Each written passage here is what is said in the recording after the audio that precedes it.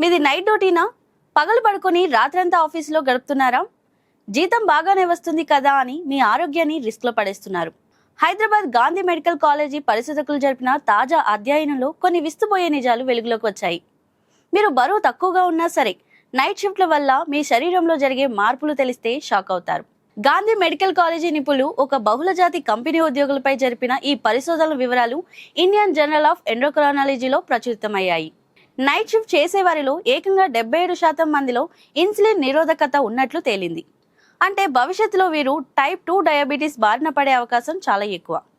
పగలు పని చేసే వారితో పోలిస్తే వీరిలో రక్తంలో చక్కెర స్థాయిలు అస్తవ్యస్తంగా మారుతున్నాయి. కేవలం షుగర్ మాత్రమే కాదు, గుండె ఆరోగ్యానికి ముప్పు తెచ్చే ట్రైగ్లిజరైడ్స్ నైట్ షిఫ్ట్ చేసేవారిలో 195 mg/dl వరకు ఉంటున్నాయి. అంతేకాదు, శరీరానికి మేలు చేసే మంచి కొలెస్ట్రాల్ ఉండాల్సిన 45 కంటే తగ్గి కేవలం 35కి పడిపోతుంది.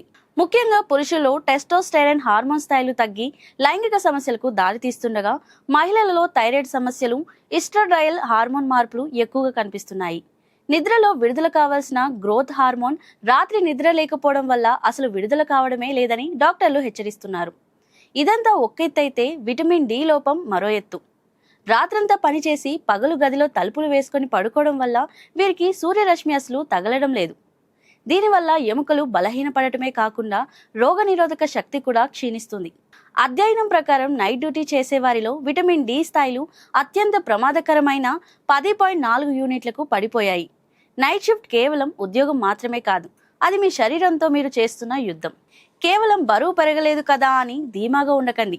క్రమం తప్పకుండా వైద్య పరీక్షలు చేయించుకోండి. ప్రోటీన్ ఉన్న ఆహారం తీసుకోవడం, వీలైనంత వరకు సూర్యరశ్మి తగిలేలా చూసుకోవడం తప్పనిసరి.